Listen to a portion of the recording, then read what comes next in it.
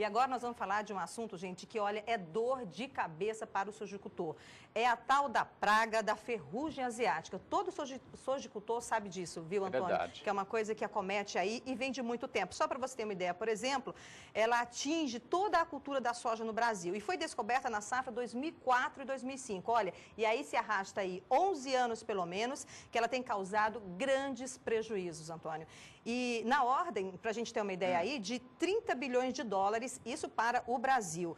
Segundo um consórcio antiferrúgeo da Embrapa, até o dia 30 de dezembro do ano passado, agora bem recente, 46 ocorrências haviam sido registradas na safra 2016-17. E sobre esse assunto, eu converso agora com o João Pedro Cuti Dias, que é analista do agronegócio aqui do SBA, que vai falar para a gente mais sobre a ferrugem asiática. João, muito bom dia. Bom dia. João, vamos falar um pouquinho sobre as chuvas regulares da safra 2016-2017, que estão preocupando aí alguns técnicos e também produtores, em função da ferrugem asiática. Porque quando chove demais, a temperatura fica um pouco mais elevada e isso preocupa muitos produtores. E tem outro fator também importante, o Ministério da Agricultura suspendeu as recomendações de 63 produtos que são utilizados no controle da ferrugem asiática. Agora vem a pergunta, João, com a suspensão, o melhor remédio é o monitoramento?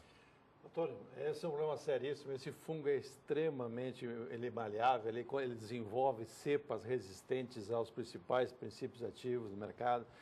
Você, o produtor rural, tem que ter um cuidado excepcional em cima disso, não pode deixar de maneira nenhuma ela se dissemina na sua lavoura. Mas agora, hoje, você tem apenas 4, 5 produtos, princípios ativos que realmente são eficazes.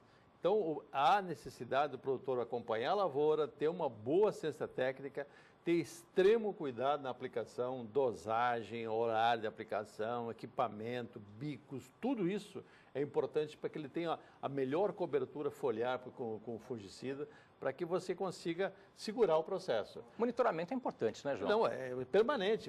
Acabou o negócio de plantar e ir para a praia. Tem que plantar e ir para a lavoura. Tem que ficar grudado, tem que andar na lavoura, tem que verificar isso aí.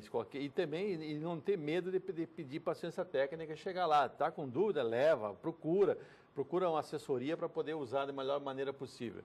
Agora, o problema da ferrugem, o Brasil fez muitos erros. Como falou a Rosa, nós começamos em 2004. Nós chegamos ao absurdo no Brasil de plantar safrinha de soja, ou seja, colher uma soja e plantar logo em seguida uma outra lavoura de soja. No Mato Grosso chegou até o ponto que em alguns momentos não valia a pena colher a segunda safra, tamanho o ataque de doenças que aconteceu nessa segunda safra. Isso é um absurdo. Aí se criou o vazio sanitário, ou seja, você, de um período de maio até setembro, você não pode ter soja. Então, isso foi uma maneira de você minorar o problema, você diminuir o inóculo que tem no campo para que não contamine logo do início da arrancada da soja. Então, essa questão do vazio sanitário é uma questão fundamental do ponto de vista técnico. E aí o produtor tem que pensar numa forma ampla, geral e restrita. Vamos falar o seguinte, olha, ele tem que regular bem a coletadeira dele para que haja o menor número possível de perda de grão na lavoura. Ele tem que ter caminhões que não sejam esparramando soja da lavoura até o armazém. Tem que ter chegar na entre-safra, cuidar da carroceria para ver se não haja problema de esparramando soja. Porque essa soja tiguera que nós chamamos, a soja que desenvolve à beira das estradas, ela é um potencial de inóculo. Então, você não pode deixar acontecer isso aí. O Brasil tem que criar vergonha e investir pesado em pesquisa. Por quê? Você já tem 3, 4 princípios ativos que realmente funcionam. O governo tirou 63 da lista que não funcionavam. Ou era muito baixa a eficiência que não compensava usá-lo. Então, e não há nada no radar dos próximos anos que venha entrar no mercado. Ou seja, olha, tem uma empresa que vai ter um fungicida. Não tem. Pelo menos, aparentemente, os técnicos falam que não há nada novo para entrar no mercado. Então, nós temos que ter o quê? Procurar resistência via genética. Isso é fundamental. A chamada soja inox, soja que tenha resistência à maior parte das raças da ferrugem asiática. Nós temos que procurar manejo de solo, criar condições mais saudáveis no solo, em termos de vida no solo, tudo isso para que a planta seja mais resistente. Volta e meia a gente escuta falar a respeito de silício. O comportamento do silício em termos de aumentar a resistência da célula à invasão dos agentes patogênicos. precisa haver pesquisa muito séria em cima disso. Para quê? Para que você possa passar para o produtor o máximo de informações possível e exigir que ele participe efetivamente num processo de prevenção. Doença fúngica, o ideal sempre é prevenir. A cura já tem prejuízo, né? João, mais 2 casos foram registrados em Mato Grosso e nós temos agora mais informações com o repórter Valdir Pacheco. Vamos ver.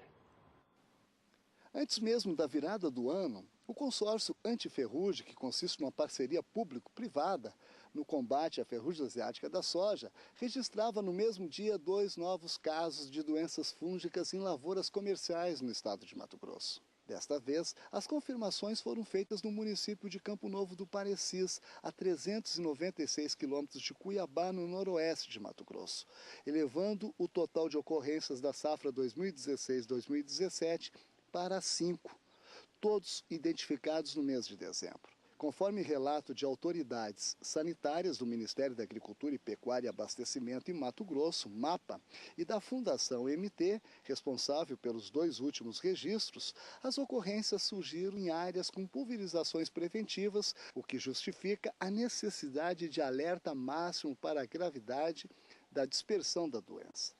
O Ministério da Agricultura alerta para os casos, e não são poucos, de produtores que estariam colhendo lavouras super precoces sem terem feito ao menos uma aplicação.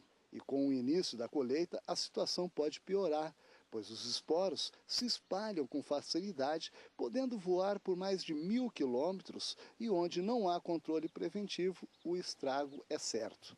As confirmações registradas no último dia 28 se deram em plantas em estágio de desenvolvimento fenológico R5, já entrando em fase de desenvolvimento dos grãos, ou seja, em um momento bastante delicado da lavoura, a qual a incidência da doença pode pôr de fato em risco a produtividade da soja.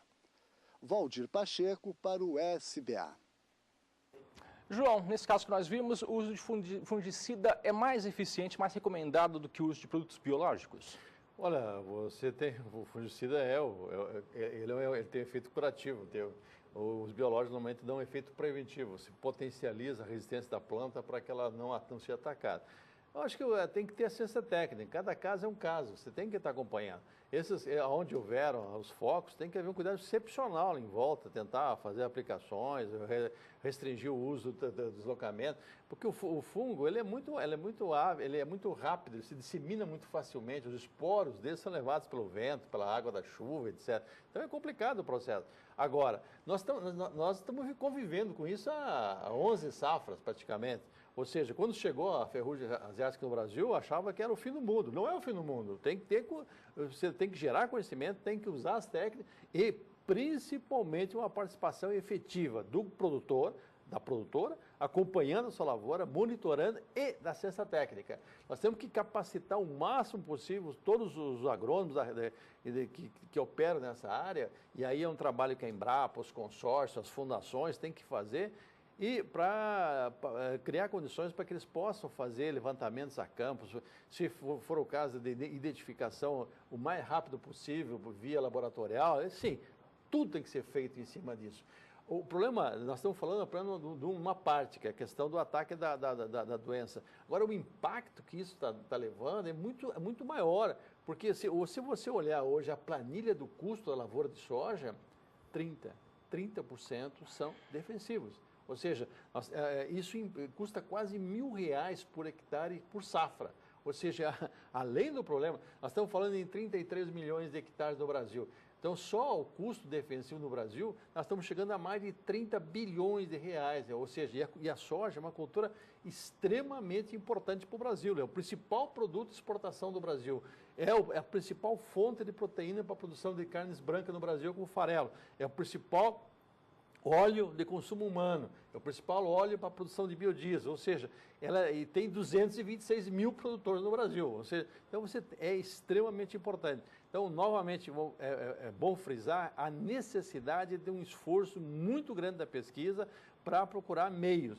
não só meios químicos, meios biológicos, manejo de solo, via genética, ou seja, tem uma gama ampla de ações que pode ser feita para você minorar e controlar esse problema que realmente é muito sério. Ô João, o consórcio antiferrugem da Embrapa fez uma avaliação, fez um apanhado e tem até um site disponível com algumas informações que nós vamos ver agora aqui no telão.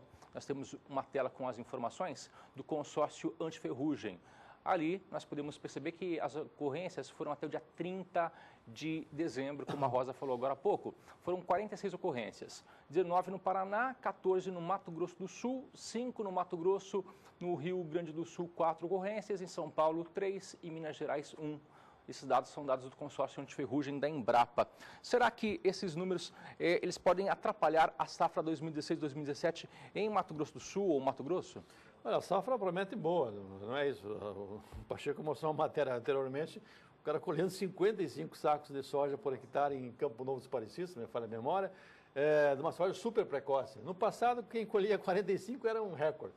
Já 55, é que o ano está sendo muito bom. Está bom para a soja, está chovendo, tem umidade e tal, e é bom para o fungo também. Então, os dois se beneficiam do processo. Basta que o produtor se acompanhe melhor, monitore e não deixe o fungo se instalar na sua lavoura. Falando mais sobre esses dados aí que foram divulgados pela Embrapa, diante dessas ocorrências aí, nós podemos ter uma maior preocupação com relação a essa safra ou não? Ainda está controlado o número de ocorrências até agora? Olha, a preocupação tem que ter presença, é onipresente, permanente, independente de ter comunicação ou não, o produtor tem que estar cuidando sempre. Você tem, ali estão os 4 maiores produtores de soja do Brasil, só não está Goiás ali no meio das citações. É lógico, Mato Grosso tem 9 milhões de hectares, o Paraná também tem um número expressivo de área plantada com soja, tem condições para aparecer. E um ano bom para a soja, ano bom para o fungo. Perfeito. João, obrigado pela participação. Bom trabalho. Até segunda. Até segunda, Deus quiser.